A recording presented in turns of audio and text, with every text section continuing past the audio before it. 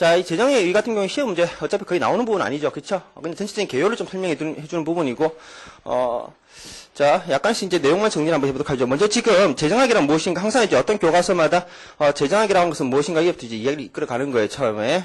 그래서 먼저, 이 재정이라고 하는 것은 재정학이라고 하는 것은 국가의 경제활동을 재정학이라고 부르는데, 이 국가의 경제활동을 재정학이다라고 했기 때문에 우리가 이 재정학이라고 하는 학문을 이해하기 위해서는 국가라고 하는 개념을 알아야 되고 경제활동이라고 하는 개념을 알아야 돼요.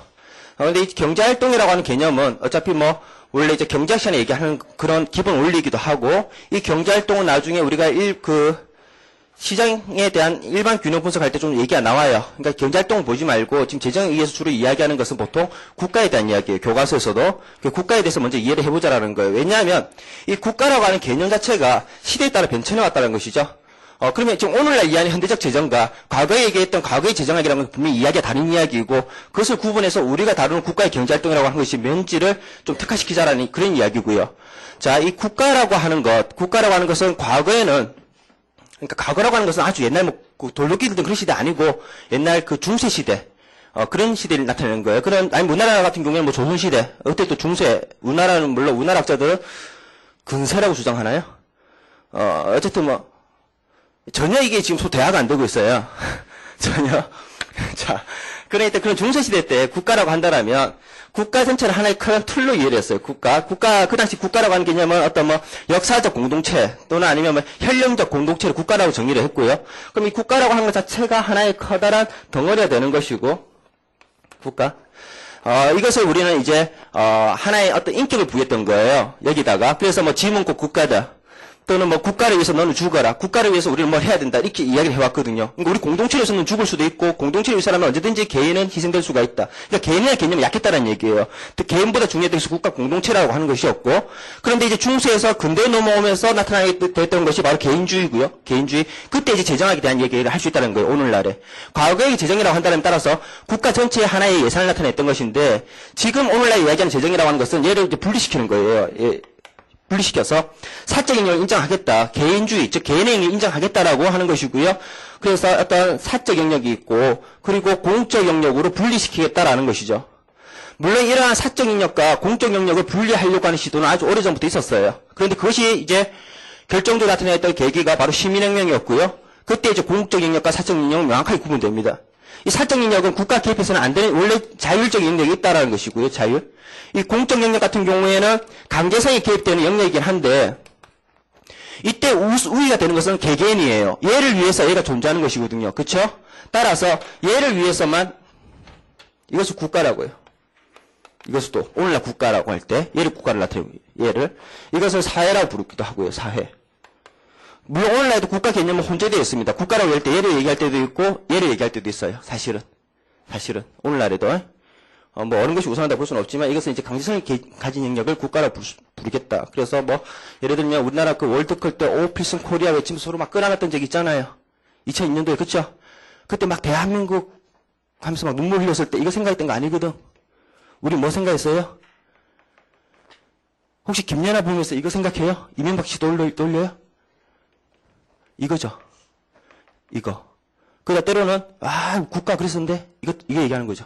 오늘날도 좀 혼재되어 있어요. 그런데 이제 명확하게 구분되어 있다고요. 되어 있고 따라서 얘한테 개입하기 위해서는 이제 반드시 제한적으로 개입돼야 되는 것이고요. 하지만 얘를 믿을 수는 없어요. 얘는 언제까지 강제성을 지금 부여받은 존재이기 때문에 얘는 항상 위험한 존재이고 사적 영역에서 공적 영역을 구성하겠다라는 것이죠. 그것이 바로 선거제도입니다. 오늘날에.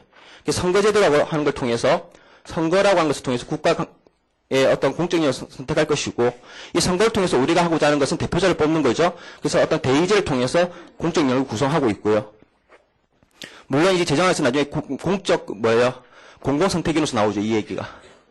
재정학에서는 어떻게 이렇게 국민의 의사를 반영할 것인지 그 다음에 국가가 사적에 개입할 때는 제한적이어야 되는 것이고요. 이때 제한됐다라고 했을 때 그럼 어떤 영역만 개입할 수 있는가? 그럼 크게 머스그리브가 했던 세 가지 이야기 그건 기억하셔야 돼요. 개입하려고 하기 위해서는 국가가 사적 영역에 세 가지 자원 배분이라고 하는 목적, 소득 분배라고 하는 목적, 그리고 경제 안정이라고 하는 목적. 이 세 가지 목적 하에서만 국가는 개입을 해라. 그럼 국가가 개입하기 위해서는 이걸 스스로 증명해내라 이거예요. 과거에는 당연히 국가 개입할 수 있고, 사인이, 야, 니 왜 그러는데, 너 해서는 안 되라고 사인이 주장해라. 국가가 왜 그것을 해서는 안 되는지, 네가 주장해라라고 했던 것이 과거라고 한다면, 오늘날은 국가가 먼저 주장해라 이거예요. 뭐를? 얘를 먼저 논증해내라 이거예요. 개입한다라고 한다면 먼저 얘를 얘기해라라는 것이죠. 그쵸? 그 제정에서는 끊임없이 이 세 가지 얘기하는 거 아닙니까? 효율성과 형평성이라는 기준으로. 그쵸? 이 세 가지는, 사실은 얘는 효율성 측면을 담고 있고요. 효율성 측면. 소득 분배는 형평성 측면을 이야기하는 것이고요. 경제 안정이라고 하는 것은 역시 또 거시적 개념에서의 효율성을 이야기하는 것이고요.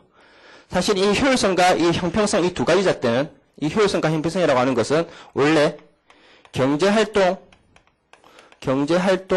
판단 기준이죠. 국가의 경제활동 판단할 때는 크게 효율성과 형평성 측면에서 이야기할 수도 있는 것이고요. 또는 세부적으로는 이 셋 중에서 어떤 거에 해당하는지로 얘기할 수도 있는 것이고요. 그쵸? 이때 이제 이 자원 배분과 관련해서 대표적으로 또 우리 교과서에서 많이 다루고 있는 것이 공공재의 문제 또는 외부성의 문제고요. 또 따로 이야기 다루게 되고요. 중요하게 구체적으로. 자, 어쨌든 이렇게 해서 국가가 활동 범위를 제한시키겠다라는 것이죠. 자, 그런데 국가가 보세요. 왜 이것을 이제 국가가 주장해야 되는지 다시 근본적으로 생각해 보도록 하죠. 사적 영역, 원래 어떤 영역이다? 자율적으로 원래 자유롭게 형성해왔던 영역이다. 그런데 국가가 개입하려고 하는데 가만 개입 내용을 보면 얘네들은 다 좋은 거예요? 나쁜 거예요? 다 좋은 거예요. 그러니까 국가가 어떤 공공재 공급해주겠다, 외부성을 없애주겠다, 그리고 형평성을 높여주겠다, 다 좋은 거 같이 들리거든, 그치? 근데 왜 얘네들을 국가 논증해라고 해요? 그것은 국가가 어떤 활동을 하기 위해서 지출 측면이고요. 반드시 뭐가 필요해요? 돈이 필요해요. 그래서 얘네들을 다 포괄해서 얘네들의 세원이 되는 것이 바로 조세거든요. 조세. 이 조세야말로 본질적인 강제성을 담고 있는 것이죠. 그래서 겉보기에는 좋아 보이지만 그 이면에 뭐가 있기 때문에 강제적인 조세가 있었던 것이므로 국가는 이러한 활동을 할 때 반드시 수수를 논증해내라라고 하는 것이 바로 제정학이 다룬 주제죠. 그래서 얘네들을 어떻게 다룰 것인가죠. 그래서 교과서 이제 목차 잠깐 보시면, 목차 맨 앞에. 결국 하고자 하는 이야기가 제정학에 대해서 나타내고요. 그냥 공공부문과 자원배분 관련해서 공공재, 외부성, 공공선택, 비용 편입 분석, 소득 분배이론 다 뭡니까? 어떻게 해야지 국가가 스스로를 입증할 수 있겠는가 이 이야기죠. 스스로의 활동에 대해서 스스로 논증할 수 있겠는가. 두 가지 시각은 경제활동이라는 시각에서 살펴보면 효율성 아니면 형평성이라는 시각에서. 그렇죠? 논증이 내야 되고요. 그 다음에 얘네들 얻기 위해서는 반드시 뭐가 필요합니까? 조세가 필요하다. 그럼 조세를 어떻게 구성할 것인가? 나와있죠. 그쵸? 그래서 조세를 나누면 얘기 끝나는 거예요. 제정학 이야기가. 자, 그러면 3페이지 교과서 펴도록 하고요. 정부에 대한 견제? 여기 오타가 여기 있었군요. 정부에 대한 견해죠. 견해, 죄송합니다. 정부에 대한 견해.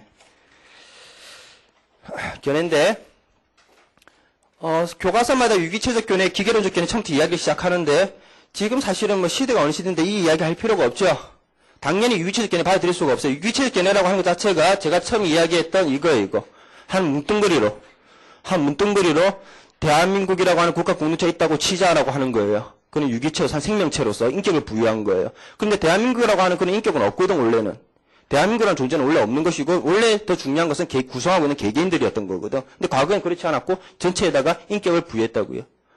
근데 이런 이야기를 오늘 할 필요가 없는 것이죠. 그쵸? 그래서 유기체적 견해는 볼 필요가 없고, 지금 당연히 이제 뭘 하겠다?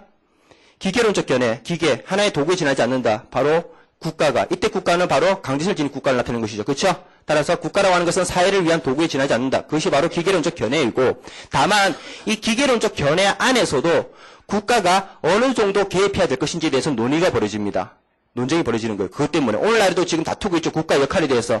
그것은 기계론적 견해를 두고 싸우는 것이 아니라 그 안에서도 국가는 어느 정도가 개입해야 되는가, 또는 개입한다면 그 방법은 어느 정도인가. 물론 그 목적은 개인을 위한 것이라는 걸 다 인정하고요. 다 개인을 위해서 개입을 해야 되는데 그 개입 범위는 어디까지 해야 될 것인가에 따라서 이제 이야기가 나뉘는 것이죠.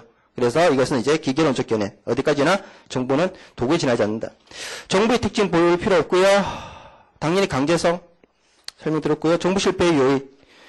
뭐 잘 실패하죠. 넘어가도록 하죠. 뭐 이런 것들 뭐 틀리면 그러면 뭐 말이 안 되는 거니까.